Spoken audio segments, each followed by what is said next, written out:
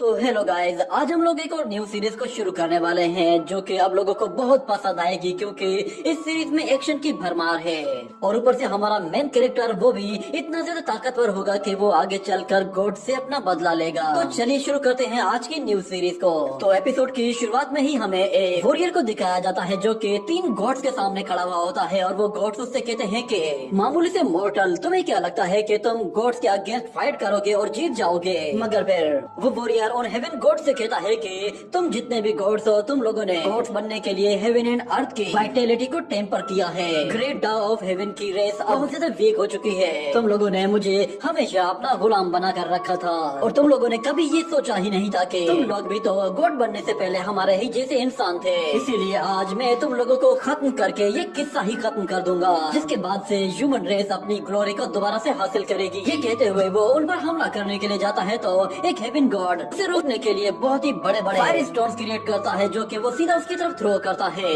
मगर उस वॉरियर के पास एक ब्लू सोर्ड होती है और वो गॉड उस वॉरियर से कहता है कि तुम लोग बस चोटियों की तरह हो, तुम्हें मसलना आसान है। मगर वो वॉरियर अपने ब्लू क्रिस्टल सोर्ड के साथ उन फायर स्टोन्स को पूरी तरह से काटते हुए उनकी तरफ आगे बढ़ रहा होता है और एक बहुत ही जोरदार फैंटेसी सोर्ड अटैक करते हुए एक गॉड को वापस पीछे धकेल देता है। ये देखते ही दूसरा गॉड फिर फौरन से अपनी बॉडी से एक स्पिरिचुअल ड्रैगन को समन करता है जो कि फौरन से उस वॉरियर पर हमला करने के लिए आता है। ये देखते ही वो वॉरियर फौरन से वहाँ से पीछे हटता है, मगर वो देखता है कि वो ड्रैगन उसका पीछा कर रहा है। ये देखते ही वो उससे दूरी बनाने की कोशिश करता है, मगर वो ड्रैगन हर जगह उसका पीछा कर रहा होता है। ये देखकर वो वॉरियर समझ जाता है कि इस ड्रैगन से किसी तरह पीछा छुड़ाना ही पड़ेगा। उस ड्रैगन की स्पीड बहुत ही ज्यादा फास्ट होती है जिसकी वजह से उस वॉरियर को उस ड्रैगन से लड़ने में दिक्कत का सामना करना पड़ रहा होता है। मगर एक जगह वो रुकता है और फौरन से उस ब्लू क्रिस्टल सोर्ड के साथ उस ड्रैगन पर एक जोरदार वार कर देता है, जिससे वो ड्रैगन उस सोर्ड को रोकने की कोशिश करता है। मगर वो ब्लू सोर्ड इतनी पावरफुल होती है कि वो उस ड्रैगन को खत्म करके रख देती है और फिर वो वॉरियर सीधा उस मेन गॉड की तरफ आगे बढ़ते हुए सीधा उस पर जाकर हमला करने की कोशिश करता है। मगर वो गॉड उस वॉरियर से कहता है कि अगर तुम ये सोर्ड पीछे हटा दो तो तुम जिंदा बच जाओगे। बस तुम्हें एक छोटा सा काम करना है, तुम्हें अपने आप ही सरेंडर करना है और इस सोर्ड को छोड़ना होगा। हमारा हेवनली पैलेस वो तुम्हारी जान बख्श देगा। ये कहते हुए वो गॉड उस वॉरियर को पीछे धकेल देता है, मगर वो वॉरियर कहता है कि तुम चाहते हो कि ह्यूमन रेस वो तुम्हें सपोर्ट करे, ऐसा होने ही नहीं दूंगा। मगर फिर वो गॉड उससे कहता है कि क्या तुम्हें ऐसा लगता है कि तुम्हारे अंदर इतनी पावर है कि तुम उसके साथ फाइट कर सकते हो? ये कहते हुए वो अपना हाथ उसकी तरफ आगे बढ़ाता है और हम देखते हैं कि उसके हाथ से एक स्पिरिचुअल हैंड सीधा उस वॉरियर की तरफ आगे बढ़ता है और वो वॉरियर कहता है कि चाहे आज मेरी पूरी सोल ही डिस्ट्रॉय क्यों ना हो जाए, मगर मैं फिर भी हार नहीं मानूंगा और मैं हर हाल में तुम लोगों को मार कर रहूंगा। ये सुनकर वो गॉड से कहते हैं कि ठीक है तो फिर जाओ और मरो। वो जायंट स्पिरिचुअल हैंड जैसे ही उस वॉरियर से आकर टकराता है तो वो वॉरियर उस हैंड को उस सोर्ड के साथ रोकने की कोशिश करता है, जिसकी वजह से वो बहुत ही बुरी तरह से इंजर्ड होकर नीचे गिरता है और उसकी सोर्ड भी टूटकर टुकड़े टुकड़े हो जाती है और उसकी बॉडी पूरी तरह से इरेज हो गई थी। ये देखकर वो गॉड कहता है कि मामूली से इंसान, तुम्हें मुझसे मुकाबला करने के लिए कम से कम भी 10,000 साल की फाउंडेशन बिल्ड करनी होगी। ये कहने के बाद हमें दिखाया जाता है कि उस वॉरियर की बॉडी अचानक से एक अंडरवर्ल्ड सीक्रेट जगह पर आ जाती है जहाँ पर कुछ बहुत बड़े एंशिएंट गॉड्स के मॉन्यूमेंट्स होते हैं और वो सारे गॉड्स अपनी एनर्जी के जरिए उस वॉरियर की बॉडी को दोबारा से रीइंकार्नेट करने की कोशिश करते हैं। और जैसे उस वॉरियर को हो जाता है तो वो कहता है कि मैं मरा नहीं हूँ, मैं किसी और जगह पहुँच गया हूँ, मगर ये कौन सी जगह है? और फिर उसे वहाँ पर एक मॉन्यूमेंट में क्रिएशन स्किल्स दिखाई देते हैं तो वो कहता है कि ये तो एंशिएंट गॉड्स की पावर है और वो गॉड उससे कहते हैं कि तुम्हें यहाँ पर 10,000 साल गुजर चुके हैं, फाइनली तुम होश में आ गए। सच में हेवन गॉड्स बहुत ही ज्यादा बेरहम हैं, वो हर चीज को बहुत ही नीचा समझते हैं और वो लोग उस वॉरियर को बताते हैं कि हम सारे ही एंशिएंट गॉड्स ने अपनी सारी सोल पावर तुम्हें दोबारा से रीइंकार्नेट करने में लगा दी है क्योंकि तुम मैनकाइंड के लिए एक लास्ट होप हो। तुम्हारी वो ब्लू सोर्ड वो टुकड़े टुकड़े हो चुकी है और ऊपर से तुम अब बहुत ज्यादा वीक भी हो चुके हो। तुम्हारे पास सिर्फ एक ही ऑप्शन है, तुम्हें अपनी वो सोर्ड दोबारा से ढूंढनी होगी क्योंकि हेवन को हराने के लिए सिर्फ और सिर्फ वही सोर्ड तुम्हारे काम आएगी। उस सोर्ड को ढूंढो और उसे दोबारा से रिफॉर्म करो और हाँ, पीछे हटने का अब कोई भी ऑप्शन नहीं है, तुम्हें बस अब आगे ही बढ़ना है। ये कहने के बाद फिर सीन शिफ्ट होता है और हमें आ जाता है उसी वॉरियर की एक और बॉडी को। उसके पास कुछ लड़कियां होती हैं जो कि उसे होश में लाने की कोशिश कर रही थी, मगर वो यंग मास्टर होश में नहीं आ रहा होता।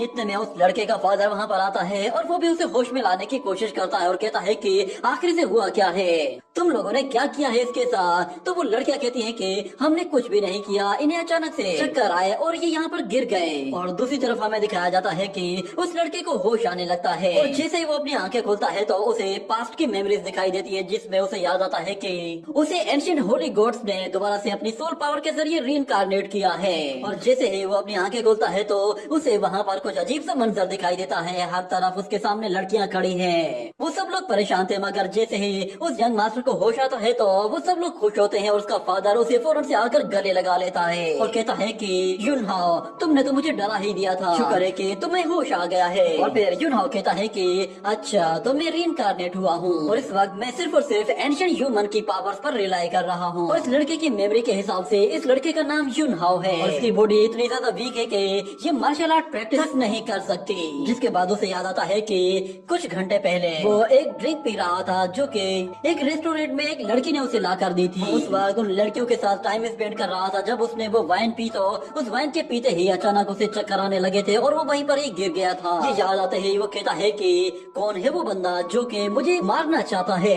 ऐसा लग रहा है कि जैसे इस बॉडी के पीछे भी बहुत सारे लोग पड़े हुए हैं जो कि इसे मारना चाहते हैं। वो जैसे ही खड़ा होता है तो उसका फादर उसे कहता है कि चलो आ जाओ, मैं तुम्हारे लिए एक पिल लेकर आया हूँ, इसे फौरन से खा लो। उस पिल को देखते हुए युनहाओ कहता है कि फादर, आप ये पिल्स कहाँ से लाए हैं? तो उसका फादर बताता है कि ये असल में मैंने बाओडान बिल्डिंग से डाशियान सी से लिए हैं। इतने में अचानक एक बूढ़ा आदमी आता है और वो मास्टर युन से कहता है कि लास्ट नाइट तुम्हारा लड़का हमारे गैम्बलिंग हाउस में आया था और उसने 18,000 रुपए हारे हैं और ये बात मैं लास्ट नाइट नहीं बता सका था, तो इसीलिए आज सुबह ही ये बात मैं बताने के लिए आ गया हूँ। और फिर वहाँ पर एक और बंदा कहता है कि लगता है कि युन फैमिली का ये बच्चा तो बिल्कुल यूजलेस है। वहाँ पे खड़ी हुई एक लेडी कहती है कि तुम्हारा ये लड़का क्लाउड पवेलियन में भी आया था और इसने तकरीबन 10 लड़कियों का ऑर्डर किया था और यकीन जानिए आपके इस लड़के ने किसी भी लड़की को वेस्ट नहीं किया, इसने सबके साथ एंजॉय किया है। उम्मीद है कि आप इसका भी बिल सेटल कर देंगे। और एक दूसरा बंदा आता है और वो कहता है कि आपके लड़के ने हमारे रेस्टोरेंट में बहुत खाना खाया है, मुझे उस खाने का पूरा हिसाब चाहिए। और ऊपर से इसने 2 छोटे मॉन्स्टर्स को भी मारा है। और जहाँ तक वाइन की बात की जाए तो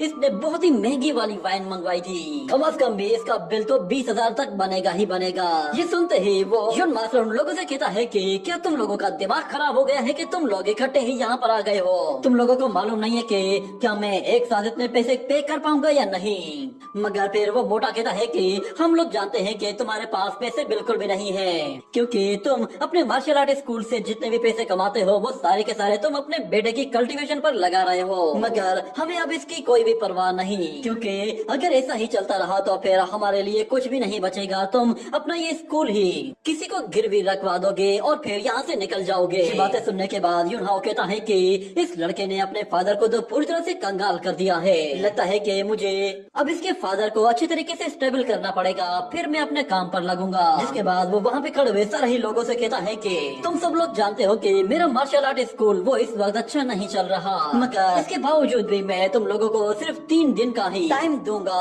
3 दिन के अंदर अंदर मैं तुम लोगों का सारा हिसाब किताब चुकता कर दूंगा। अगर मैं 3 दिन के अंदर तुम्हारे पैसे न दे पाऊँ तो फिर तुम लोग मेरे मार्शल आर्ट स्कूल पर कब्जा कर लेना। क्या ये ऑफर तुम लोगों को अच्छी लगी या नहीं? ये सुनकर युनहाओ का फादर कहता है कि हाँ, मेरे बेटे ने जो कुछ भी कहा है मेरे वर्ड्स भी यही है। तुम लोगों के पास सिर्फ 3 दिन का टाइम है, 3 दिन के बाद वापस आ जाना। ये सुनकर वो मोटा कहता है कि ठीक है, इस बार हम लोग तुम्हारा भरोसा कर लेते हैं, मगर हम लोग 3 दिन के बाद वापस आएंगे और अगर हमें हमारे पैसे ना मिले तो फिर हम लोग इस स्कूल पर कब्जा करेंगे। ये कहने के बाद वो लोग वहाँ से चले जाते हैं। और फिर युनहाओ को उसका फादर बताता है कि तुम्हारी फियांसी उसका नाम फी युन है, तुम ये सारी हरकतें कर कर उसका नाम बदनाम क्यों कर रहे हो? उसने आखिर क्या किया है? और जो एलेक्सियर मैंने तुम्हें कुछ देर पहले दिया था उसकी मदद से तुम अपनी मेरिडियंस को एक्टिवेट कर सकते हो। ये कहते हुए वो वहाँ से जाने लगता है और कहता है कि मैं मास्टर शू डांशी से जाकर और हेल्प मांगता हूँ, तुम मेरी परवाह मत करो, तुम जाओ और जाकर प्रैक्टिस करो और 5 मेरिडियंस को एक्टिवेट करो।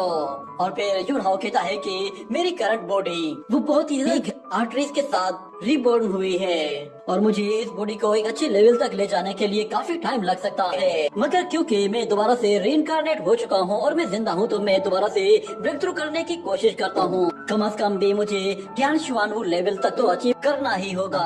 और फिर दूसरी तरफ हमें दिखाया जाता है कि एक गॉड एक मास्टर के साथ बात कर रहा होता है और वो मास्टर उस गॉड से कहता है कि मास्टर, हम लोगों ने जितने भी अल्टर्स थे वो उस लाइफ एंड डेथ टॉम में सेटल कर दिए हैं, सब कुछ पूरी तरह से रेडी है। ये सुनते ही वो गॉड उसे कहता है कि ठीक है तो फिर 100 लोगों को तैयार करो, मैं इस काम में जरा भी लापरवाही बर्दाश्त नहीं करूंगा। ये सुनकर वो मास्टर कहता है कि लगता है हमें अब इस काम में और भी ज्यादा जल्दी करनी पड़ेगी, क्योंकि लॉर्ड अब इसके लिए ज्यादा इंतजार नहीं कर सकते। अचानक से वहाँ पर 3 वॉरियर्स आते हैं। उन लोगों को वहाँ पर देखते ही वो मास्टर फिर उन लोगों से कहता है कि हाँ तो फिर बताओ कि क्या तुम लोगों ने मार्शल आर्ट स्कूल पर कब्जा कर लिया या नहीं। तो फिर एक बंदा कहता है कि मास्टर, सब कुछ हमारे प्लान के हिसाब से ही चल रहा है। जिस सुनकर वो मास्टर उन लोगों से कहता है कि अच्छा वाकई में, पर मैंने तो सुना है कि युन टियान का वो बेटा अभी भी जिंदा है, क्या तुम लोगों ने उसे मारा नहीं है? तो फिर एक डिसाइपल कहता है कि मास्टर, मैं इसी के बारे में आपको बताने के लिए आया था।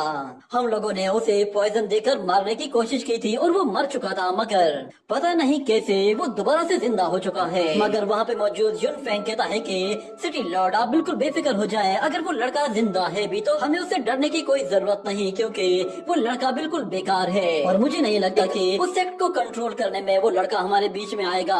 और फिर एक बंदा कहता है कि मास्टर, अगर वो लड़का अब तक मर चुका होता तो शायद युन टियान भी हार मान लेता और वो फौरन से अपना सेक्ट हमारे हवाले कर देता। मगर उनका मास्टर कहता है कि चाहे कुछ भी हो जाए, वो मार्शल आर्ट स्कूल हमें हर हाल में चाहिए, क्योंकि हम उस मार्शल आर्ट स्कूल को अपने ब्लड के लिए यूज करना चाहते हैं। तुम लोग फौरन से कल जाओ और जाकर युन टियान बेटे युन हाओ को आजमा कर देखो कि क्या वो तुम लोगों के रास्ते को रोक सकता है या नहीं, और जितना जल्दी हो सके ऐसा रास्ता तलाश करो कि जिसके जरिए हम लोग उस सेक्ट को अपने कंट्रोल में कर लें। मगर वहाँ पे मौजूद एक लड़का कहता है कि जहाँ तक बात उस फी युन की है, उसे तुम लोग मेरे लिए छोड़ देना, मैं उसके साथ अपना कुछ हिसाब बराबर करना चाहता हूँ। और फिर अगले सीन में हमें दोबारा से युन टियान को दिखाया जाता है, जो कि शू डान के पास आता है और कहता है कि मेरे बेटे की बीमारी वो सब कुछ तुम्हारी वजह से हो रही है, इसीलिए मैं चाहता हूँ कि तुम उसे जल्दी से जल्दी हील करो। जिस पर वो शू डान कहता है कि तुम बिल्कुल बेफिक्र हो जाओ, तुम्हारा वो बेटा जब तक मेरी बनाई हुई पिल्स को खा रहा है तब तक वो आहिस्ता आहिस्ता अपनी 5 मेरिडियंस को रिस्टोर करना शुरू कर चुका होगा, और मैं तुम्हें यकीन दिलाता हूँ कि वो बहुत जल्द अपनी 5 मेरिडियंस को एक्टिवेट कर लेगा। और अगले सीन में हमें दोबारा से युन हाओ को दिखाया जाता है, वो एक जगह प्रैक्टिस कर रहा होता है और एक स्पिरिचुअल स्टोन की मदद से ब्रेक थ्रू करने की कोशिश करता है, मगर उसे फील होता है कि वो स्टोन तो काम ही नहीं कर रहा। जिस पर वो कहता है कि ऐसा लग रहा है कि जैसे इस बॉडी की पल्स वो पूरी तरह से डैमेज हो चुकी है। लगता है कि मुझे अपनी एंशिएंट गॉड क्रिएशन पावर को यूज करते हुए इसकी पल्स को दोबारा से ठीक करना होगा और इसकी 5 मेरिडियंस को एक्टिवेट करना पड़ेगा।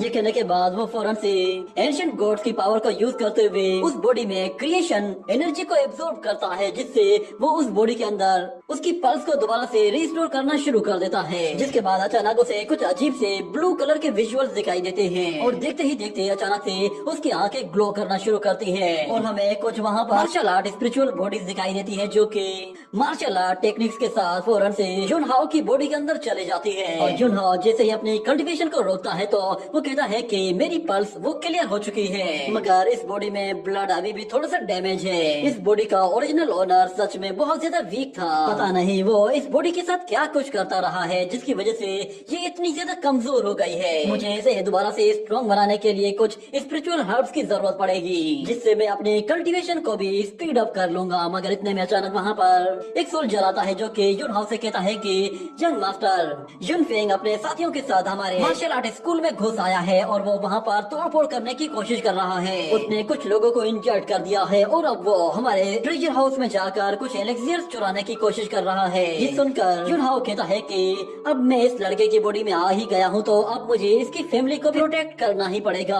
अगले सीन में हमें दोबारा से उसी मार्शल आर्ट स्कूल का सीन दिखाया जाता है, जिसके अंदर युन फेंग अपने दोस्तों के साथ घुस आया होता है और वहाँ पर एक एल्डर होता है जो कि उन लोगों का रास्ता रोकता है और उन लोगों से कहता है कि तुम लोग इससे आगे नहीं जा सकते। ये सुनते ही वहाँ पे मौजूद एक बंदा कहता है कि ब्रदर लियो, ये तुम क्या कर रहे हो? आखिर तुम्हारी हिम्मत कैसे हुई हमारा रास्ता रोकने की? क्या तुम वाकई में अपनी जिंदगी से तंग आ चुके हो? तो वो ओल्ड मैन उन लोगों से कहता है कि ये यूनिलैटरल इमोर्टल लैंड है, यहाँ पर मास्टर की इजाजत के बगैर कोई भी नहीं आ सकता, इसीलिए तुम लोग यहाँ से वापस चले जाओ। सुनते ही एक बंदा अपने सोल्जर्स को ऑर्डर देता है और उन्हें मारने के लिए कहता है। तो हमें दिखाया जाता है कि वो सारे के सारे वॉरियर्स उस ओल्ड मैन पर टूट पड़ते हैं, मगर वो ओल्ड मैन भी एक ब्लैक स्मिथ होता है और वो मार्शल आर्ट टेक्निक्स के मामले में उन लोगों से बहुत ही ज्यादा एक्सपर्ट होता है और एक एक करके उन लोगों को मारना शुरू कर देता है। इतने में अचानक हमें दिखाया जाता है वहाँ पर एक और बंदा आ जाता है जो कि आते साथ ही एक स्पिरिचुअल एनर्जी से अटैक करते हुए मास्टर लियो को इंजर्ड कर देता है और मास्टर लियो देखता है कि वो बंदा फौरन से उसके ऊपर आकर उस पर स्पिरिचुअल अटैक करने वाला है। तो वो बहुत ज्यादा डर जाता है, मगर अचानक से वहाँ पर जुन हो आ जाता है और वो उस वॉरियर को वापस पीछे धकेल देता है और वहाँ पर आते ही अपनी एनर्जी के साथ उस वॉरियर को अपनी तरफ खींचते हुए एक जोरदार पंच दे मारता है, जिससे उसे काफी तकलीफ होती है। मगर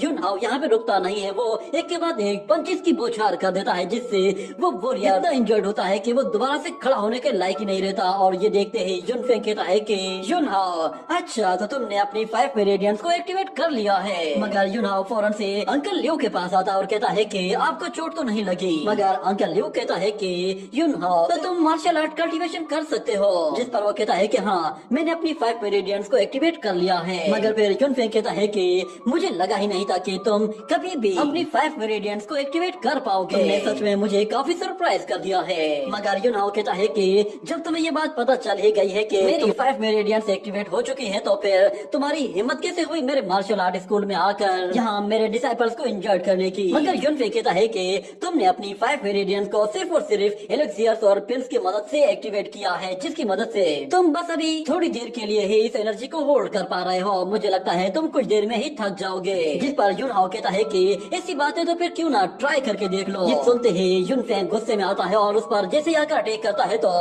युन हाओ भी उसे मार्शल आर्ट टेक्निक्स में बराबर की टक्कर देता है। ये देखते ही युन फेंग हवा में ऊपर जाता है, तो युन हाओ भी उसके ऊपर चला जाता है और उस पर दोबारा से हमला करते हुए एक जोरदार किक के साथ अटैक करते हुए उसे वापस नीचे धकेल देता है। ये देखते ही फिर युन फेंग वहाँ से दूर निकलने की कोशिश करता है, तो युन हाओ उसका पीछा करता है। मगर इतने में युन फेंग उसके ऊपर एक के बाद एक स्पिरिचुअल एनर्जी अटैक करना शुरू कर देता है, जिससे वो बार बार बचता है। युन हाओ जैसे उसके अटैक को डॉज करता है, तो वो वॉरियर ये देखकर उसके ऊपर एक बहुत ही पावरफुल स्पिरिचुअल एनर्जी अटैक कर देता है। ये देखते ही युन हाओ अपने सामने एक बैरियर एक्टिवेट कर देता है, जिससे वो उस एनर्जी अटैक को तो रोक लेता है, मगर उसे फील होता है कि ये एनर्जी उसकी लिमिट से ज्यादा है। जिस पर वो कहता है मुझे इसे किसी तरह यहाँ से हटाना ही होगा, क्योंकि मैं इसे ज्यादा देर तक होल्ड नहीं कर पाऊंगा। और उस तरफ युन फेंग अपना अटैक और भी ज्यादा बढ़ा देता है, जिसकी वजह से युन हाओ को उस अटैक को रोकने में दिक्कत का सामना करना पड़ता है और अचानक उसकी शील्ड टूट जाती है, मगर वो अभी भी बिल्कुल सेफ था। ये देखते ही फिर उस तरफ युन फेंग उसे मारने के लिए अपने एक फ्यूरियस बीस्ट का इस्तेमाल करता है, जिससे वो उसे मारना चाहता था। मगर अचानक से बीच में फी युन आ जाती है, जो कि आते ही अपनी सूट के साथ उस स्पिरिचुअल बीस्ट को खत्म करके रख देती है। और वहाँ पर आते ही युन फेंग से कहती है कि क्या तुम लोगों का दिमाग खराब हो गया है? जब तुम लोगों को यहाँ पर आने से मना किया गया है, तो फिर तुम लोगों की हिम्मत कैसे हुई यहाँ पर आकर तोड़फोड़ करने की? ये सुनकर युन फेंग उससे कहता है कि ये मसला अभी खत्म नहीं हुआ, हम लोग फिर से जरूर आएंगे। ये कहने के बाद वो अपने लोगों को लेकर वहाँ से चला जाता है। और इस तरह फिर युन हाओ से कहती है कि तुम ठीक तो हो ना, तुम्हें चोट तो नहीं लगी? तो उस लड़की को देखते ही युन हाओ समझ जाता है कि यही वो फी युन है जिसके बारे में फादर ने बताया था। मगर उसकी बॉडी पे उसे एक छोटा सा ब्लू क्रिस्टल नजर आता है, जिसे देखकर वो समझ जाता है कि ये उस ब्लू सोड का एक छोटा सा फ्रेगमेंट है और इस लड़की ने इसे अपने एक पेंडेंट की तरह पहना हुआ है। मगर वो लड़की उसे कहती है कि तुम्हें क्या हुआ है, तुम क्या घूर रहे हो? लगता है तुम दिन में सपने देखने लगे हो। तुमने मुझे बताया भी नहीं कि तुमने अपनी 5 मेरिडियंस को रिकवर कर लिया है। तुम्हें मालूम भी है कि मैं हर रोज तुम्हारे लिए कितना परेशान रहती हूँ। तो युन हाओ उससे कुछ पूछने की कोशिश करता है, मगर अचानक से वहाँ पर एक और वॉरियर आ जाता है, जो कि उन लोगों से कहता है कि तुम लोगों को मास्टर ने बुलाया है। ये कहने के बाद वो लोग वहाँ से चले जाते हैं और फिर मास्टर युनटियान हंसना शुरू कर देता है और अपने बेटे की 5 मेरिडियन एक्टिवेट होने पर बहुत ज्यादा खुश होता है। और दूसरी तरफ वो ब्लैक स्मिथ बताता है कि अगर मास्टर युन हाओ न आते तो उन लोगों ने तो मुझे जान से मार दिया होता। मगर युनटियान कहता है कि उसे दफा करो, मैं देखता हूँ कि नेक्स्ट टाइम वो लोग यहाँ पर कैसे आते हैं और आइंदा कोई भी मेरे बेटे को नाकारा और बेकार इंसान नहीं बोलेगा, क्योंकि अब उसकी 5 मेरिडियन से एक्टिवेट हो चुकी है। वो फिर युन से कहता है कि मैं तुम्हें हमेशा कहा करता था कि मेरा लड़का बिल्कुल बेकार है, वो तुम्हारे लायक नहीं है, मगर आज मेरे बेटे ने साबित कर दिया है कि वो वाकई में तुम्हारे लायक है। मेरे ख्याल से अब तुम लोगों को एक साथ टाइम स्पेंड करने की जरूरत है। मैं तुम्हारे फादर से मिलकर कोई दिन तय कर लूंगा जिस पर मैं तुम लोगों की शादी करवा दूंगा और फिर मेरा कंधे से बोझ भी थोड़ा सा हल्का हो जाएगा। वो युनहाओ से कहता है कि बताओ तुम क्या चाहते हो। और फिर मास्टर लियू कहता है कि युनफेंग अपने साथियों के साथ यहाँ पर आया था और वो धमकी देकर गया है कि वो दोबारा आएगा और दोबारा से ऐसा ही नुकसान पहुँचाएगा जैसा कि वो आज करके गया है। और फिर युनहाओ कहता है कि फादर मुझे लगता है कि युनफेंग ने अपनी तैयारी पूरी तरह से कर ली है। तो उसका फादर कहता है कि हाँ मैं जानता हूँ। उन लोगों को जब ये पता चला होगा कि तुमने अपनी 5 मेरिडियंस को एक्टिवेट कर लिया है तो इसीलिए वो तुम्हें रास्ते से हटाना चाहते होंगे। और वैसे भी वो लोग ये बात जानते हैं कि अगर हमारी फैमिली में से कोई भी डिसेंडेंट अगर मार्शल आर्ट कल्टीवेशन नहीं कर सकता तो वो मार्शल आर्ट स्कूल को भी रन नहीं कर सकता। ये लोग बस इसी अपॉर्चुनिटी का फायदा उठाना चाहते थे। ये सुनकर युनहाओ कहता है कि सब कुछ मेरी वजह से हुआ है। मगर उसका फादर कहता है कि तुम ये क्या बातें कर रहे हो, तुम्हारी वजह से कुछ भी नहीं हुआ। तुम्हें किसी भी चीज की टेंशन लेने की जरूरत नहीं। मैं तुम्हारे साथ मौजूद हूँ तो तुम किसी चीज के लिए भी घबराना मत। तुम्हारी 5 मेरिडियन सिर्फ और सिर्फ शू डांशी की वजह से रिकवर हुई है तो तुम्हें इसके लिए उसे थैंक्स कहना चाहिए। मैं पहले ही उससे जाकर मिलकर आ चुका हूँ और मैंने उसे कहा है कि वो तुम्हारे लिए कुछ और पिल्स बनाए। मेरे ख्याल से उसने अभी तक बना भी ली होंगी, इसीलिए तुम फौरन से बाओडांग बिल्डिंग में जाओ और जाकर वो पिल्स उससे ले लो। मगर युनहाओ कहता है कि उन पिल्स की कोई जरूरत नहीं। जिस पर उसका फादर कहता है कि तुम बकवास बंद करो, मैं तुम्हारी बात नहीं मानने वाला। वो युन से कहता है कि इसे अपने साथ ले जाओ और इसे वो एलेक्सियर्स लाजमी से दिलवाना। अगले सीन में हमें दिखाया जाता है कि फी युन और युनहाओ दोनों ही पिल्स लेने के लिए जा रहे होते हैं। मगर वहाँ पर युनहाओ उस लड़की से कहता है कि तुम जानती भी हो कि मैं किस तरह का लड़का हूँ। मैं हर वक्त लड़कियों के साथ ही टाइम स्पेंड करता रहता हूँ और वाइन पीता हूँ और अजीब सी हरकतें करता हूँ। उसके बावजूद भी तुम मेरे साथ शादी करना चाहती हो। ये सुनकर वो लड़की कहती है कि क्या तुम जानते हो कि हमारे बचपन में जो एक छोटा सा इंसिडेंट हुआ था। ये सुनते ही युनहाओ अपनी मेमोरी में याद करता है। उसे याद आता है कि उसके बचपन में जब कुछ लोगों ने फी युन को तंग करने की कोशिश की थी तो उस वक्त वो उन लोगों के सामने खड़ा हो गया था और उन लोगों से लड़ने के लिए तैयार हो गया था। मगर वो हर हाल में फी युन को बचाना चाहता था। ये देखकर फी युन का उस पर उसी वक्त ही दिल आ गया था और वो उसी वक्त ही डिसाइड कर चुकी थी कि उसने युनहाओ से ही शादी करनी है। ये याद आने के बाद वो उससे कहती है कि तुम्हारी पर्स उस वक्त भी डैमेज थी मगर उसके बावजूद भी तुम मेरे लिए लड़ने के लिए तैयार हो गए थे। मैं जानती थी कि तुम्हारा दिल बहुत ही साफ है। चलो हम लोग अब वहाँ पर पहुँच चुके हैं। यही बाओडांग बिल्डिंग है। वो युनहाओ से कहती है कि यहाँ पर कोई सीधी हरकत मत करना, इसीलिए जैसा मैं कहूँ बस वैसा ही करना है। और फिर एक बंदा वहाँ पर आकर कहता है कि मास्टर शू डांची वो तुम लोगों का काफी देर से इंतजार कर रहे हैं। ये कहने के बाद फिर युनहाओ को लेकर वहाँ पर चले जाती है जहाँ पे शू डांची उनका पहले से ही इंतजार कर रहा था। और वो उन लोगों को देखते ही कहता है कि तो तुम्हारा नाम है युनहाओ, मैं तुम्हारी सारी सिचुएशन के बारे में जानता हूँ। मैं तुम्हारे फादर को काफी लंबे टाइम से तुम्हारे लिए एलेक्सियर्स बना कर दे रहा हूँ। उसे वहाँ पर देखकर युनहाओ कहता है कि अच्छा तो ये है वो बंदा जो कि मेरे फादर को चीट कर रहा है। इसने आज तक कोई भी रियल एलेक्सियर बनाकर नहीं दिया।